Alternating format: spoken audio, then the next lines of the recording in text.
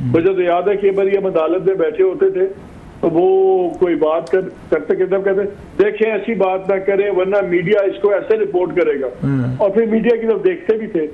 वो क्यों होता था मीडिया के लिए, कुछ दोस्तों के लिए, क्या आप ऐसे करें ऐसे ना करें। आज से 15 साल पहले 20 साल पहले क्या जजेस अदालतों में इस तरह बोलते थे, क्या इस तरह आपस में लड़ते थे? अब ये 2 दिन जो केस चला है रिजर्व सीट वाला, जो आपने वहां पे बैंटर देखा है, क्लैश देखा है जस्टिस मुनीब का और चीफ जस्टिस का, आपने चीफ जस्टिस का और जस्टिस अतर मिर्जा साहब का, ये तो वो बातें हैं जो इनको अपनी डिस्कशंस में करनी चाहिए। वहां तो ये लग रहा था कि कोई जज प्रोसिक्यूशन की जगह या वो ज्यादा वकालत कर रहा है, वो आर्गुमेंट दे रहे होते थे एक दूसरे के अगेंस्ट। उन्होंने एक बात की, लॉजिक की, तो चीफ जस्टिस भड़क उठे, उन्होंने कहा कि हमने ओथ जो है हमने लॉजिक पे नहीं उठाया हुआ, हमने टेक्स्ट पे उठाया हुआ है कॉन्स्टिट्यूशन पे। फिर वो कैस्केडिंग एरर्स की बात हुई तो उन्होंने कह दिया देखिए उन्होंने रबर स्टैम्प कर दिया, उस रबर स्टैम्प वाले फैसले के अंदर वो भी बैठे हुए थे, वो उस पर रिएक्ट कर गए। ये जजेस कभी बेंच पे एक दूसरे को ऐसे नीचा दिखाते थे। अब जब ऐसे होगा फिर डिस्कशन तो होगी। अब कल को आप कहें कि जी आप जजेस के कॉन्डक्ट पे नहीं बात कर सकते, बिल्कुल नहीं कर सकते, लेकिन जजेस को भी तो अपने कॉन्डक्ट में नजर रखनी चाहिए। जब जजेस आपस में बहस करेंगे, लड़ेंगे, ओपनली लड़ेंगे, आप उस वक्त ट्रांसमिशन निकाल लीजिए। आपको कितने लॉयर्स सामने बैठे हुए वर्क करते हुए और मुस्कुराते हुए नजर आएंगे? ऐसे नहीं होता दुनिया में, सुप्रीम कोर्ट ऐसे नहीं होती है लोग। मैंने कई सुप्रीम कोर्ट में ये बताइए जाके केसेस सुने। आप मतलब इसे हम ये कह सकते हैं कि हमारी इस्टेब्लिशमेंट हो और जुडिशरी वो ज़्यादा पोलिटिसाइज हुई है, लिहाजा पॉलिटिकल बुनियादों पे लोगों ने उन पर तनकीद भी करना शुरू कर दिया कि आप इस वक्त फ़लाँ के साथ हैं, फ़लाँ को फेवर दे रहे हैं, आप फ़लाँ को हुकूमत में ला रहे हैं, फ़लाँ को गिरा रहे हैं, इलेक्शन आप मैनेज कर रहे हैं, मैनूवर कर रहे हैं। आपको यहाँ पर इसी तरह केसेस में हमने देखा कि वो तो पॉलिटिकल बेसिस पे जब ये मतलब इंप्रेशन बनेगा, मैं ये नहीं कह रहा कि ऐसे हो रहा था, जब इंप्रेशन ये बनेगा कि आपकी आर्मी इस्टेब्लिशमेंट किसी एक पर्टिकुलर को सपोर्ट करती है, दूसरे को नहीं करती, और ऐसे जुडिशरी के हवाले से आना शुरू हो जाए, जनाब जितने भी केसेस होते हैं पर्टिकुलर बंदे को उसको फेवर मिलना शुरू हो जाते, चाहे नवाज शरीफ साहब को मिली हो, इमरान खान साहब को, या बाकी ये बाद में जितने भी लीडर्स रहे हैं। तो ये तो मेरा ख्याल है ज़्यादा एक्सपोजर हुआ into political affairs, political matters, political cases, political priorities की बुनियाद पे। सो आज जुडिशरी भी अंडर फायर है और एस्टेब्लिशमेंट भी है, और लोग उनको पॉलिटिकल प्लेयर समझते हैं। आज आपने असर मिर्जा साहब का 12-13 पेज का जो मैंने पढ़ा है सर, नोट है वो आपने पढ़ा है ना? एब्सोल्युटली। मुझे आप एक बात बताइए, जिस इशू पे उन्होंने बात की कि लाइव ट्रांसमिशन होनी चाहिए या नहीं चाहिए, उस पर कितना उसमें स्याही गई है, और नैब की रगड़ने पे और सुप्रीम कोर्ट को खुद रगड़ने पे कि हमारी जुडिशरी ने क्या क्या किया, कितनी स्याही गई भी। अब जब सुप्रीम कोर्ट का एक सिटिंग जज बैठ के अपने बाकी जुडिशरी के बारे में बातें करेगा तो क्या फिर आप और मैं नहीं करेंगे? बात तो आपकी ठीक है। खैर अच्छा, थोड़ा सा आगे मूव करते हैं सर। आज एतजाज अहसन साहब ने कहा है कि इमरान खान साहब को वो जल्दी कोई बहर आते नहीं देख रहे, और प्लस उनका कहना था कि खान साहब जो है खुद वो भी ज़रा अपने घोड़े छाँव पर बांधे, कोई थोड़ी सी बातचीत शुरू करें। जरदारी साहब का उन्होंने रेफरेंस लिया तो वो भी रिजिड हैं। सो इसको आप किस तनाजुर में देखते हैं कि ये खान साहब उनकी ये एडवाइस उनकी लेंगे? क्योंकि वो तो घोड़े छाँव पे नहीं बांध रहे सर, वो तो रोज़ाना की बुनियाद में कोई ना कोई मैस, कोई प्रॉब्लम, कोई फड्डा, लड़ाई झगड़ा चल रहा है सर।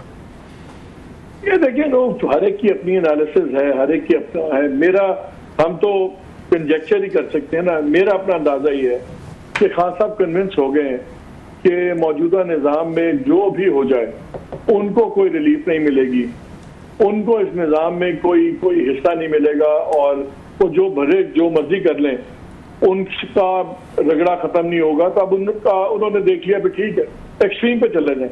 आपने वो आज वीडियो देखा जो आप आज वीडियो ऑन हुआ है, ये मेरा ख्याल है 71 वाले बयानिए से भी ज्यादा बड़ा खौफनाक वीडियो है जो आज लगा है पीटीआई की वेबसाइट पे। और आपने पीटीआई की वो पढ़ी होगी latest tweet also, PTI official की जो ट्वीट है उसमें तो वो सीधे हो गए हैं बिल्कुल, और उन यहाँ तक कह दिया कि ये जो मौजूदा क़यादत है ये फौज को अवाम से लड़ा रही है, और यहाँ तक कह दिया कि जो जिनसी तशद्दुद हुआ, फलाना तशद्दुद हुआ, फौजी कैद में हुआ, इससे ज्यादा डायरेक्ट अब हो नहीं सकता।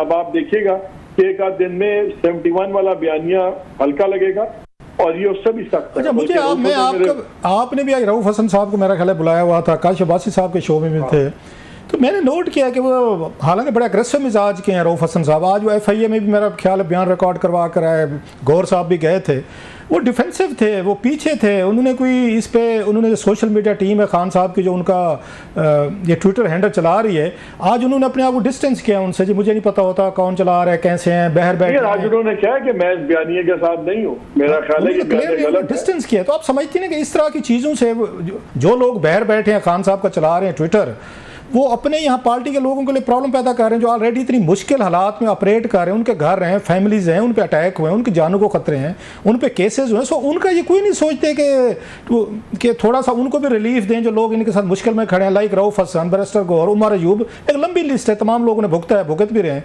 तो ये सबको मतलब वो करवाएंगे कि सब फिर वही वाली बार रंदा फिरना चाहिए कि वो बाहर बैठे उन्हें तो कोई फर्क नहीं पड़ता। मैं रऊफ साहब का चेहरा करीब से देख रहा था, जो मैंने कट्स बड़े गौर से देखे, वो बड़े खतरनाक कट्स हैं। 2 इंचेस डाउन उनकी इशारा कट सकती थी, कुछ भी हो सकता था। वो तो अल्लाह ने करम किया कि वो बच गए हैं, टू बी वेरी ऑनेस्ट। और ये तो चांस की बात है, ये तो किस्मत की बात है, कुछ भी हो सकता था। आपकी बात ठीक है, लेकिन मेरा ख्याल देखिए, बात यह है कि जिस चीज को अल्टीमेटली जब तक खान साहब रद्द नहीं करेंगे, वो ही PTI की पॉलिसी होगी, चाहे रऊफ हसन के, चाहे शाह महमूद साहब के। PTI में हर कोई डिस्पेंसेबल है। और मैंने एक बार पहले कहा था कि PTI और इवन पीपल्स पार्टी और PMLN में फर्क ये है कि जरदारी साहब को भी, नवाज शरीफ साहब को भी विनिंग कैंडिडेट चाहिए होते हैं बहुत इलाकों में। इमरान खान की अब इतनी स्ट्रांग हुई भी है, इससे उनकी हवा इतनी बनी हुई है, वो जिसमें हाथ रखते हैं वो विनिंग कैंडिडेट हो जाता है। इसलिए उनके ऊपर वो कंपल्शंस भी नहीं है, वो लिमिटेशंस भी नहीं है जो दूसरे लीडर्स को करनी पड़ती कि नहीं हमें इसका भी सोचना है, इसका भी। मालिक ये बताएं, अगर ये पेस चलती रही जैसे पहले वो वीडियो है जिस पे उन्होंने कहा जनाब कि हमें पता ही नहीं था, पहले खान साहब ने डिस्टेंस किया, पार्टी ने किया, और फिर पार्टी को लगा कि यार ये समझा जाएगा शायद हम डर गए हैं, उन्होंने कहा नहीं ओनरशिप ले लें, और आज एक और वीडियो आ गई।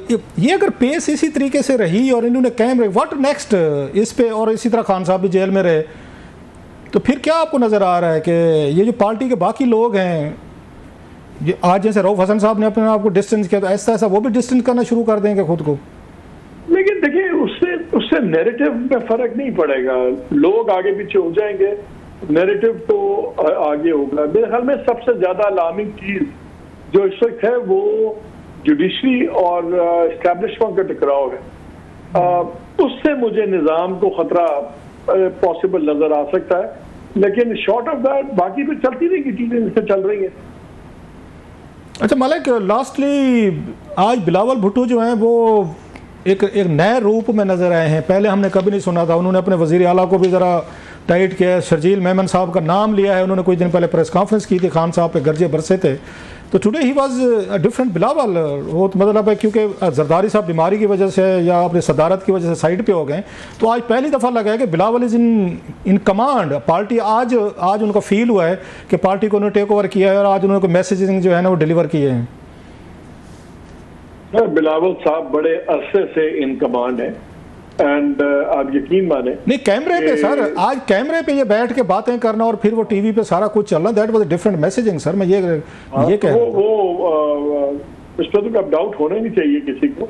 बहुत से लोगों का ख्याल है कि देखिए क्राइसिस मैनेजर जरदारी साहब हैं, लेकिन उसका मतलब ये नहीं है कि बिलावल की अथॉरिटी डाइल्यूट हुई हुई है। Bilawal is fully in command, और ये जो चीफ मिनिस्टर भी इस वक्त हैं, मुझे याद है कि उस वक्त बड़ी बात चल रही थी और एक वक्त आया था कि जरदारी साहब चेंज करना चाह रहे थे, लेकिन अगर आज वो कंटिन्यू किए हैं तो प्योरली बिकॉज ऑफ बिलावल साहब है, वरना वो चीफ मिनिस्टर भी आज चीफ मिनिस्टर ना होते।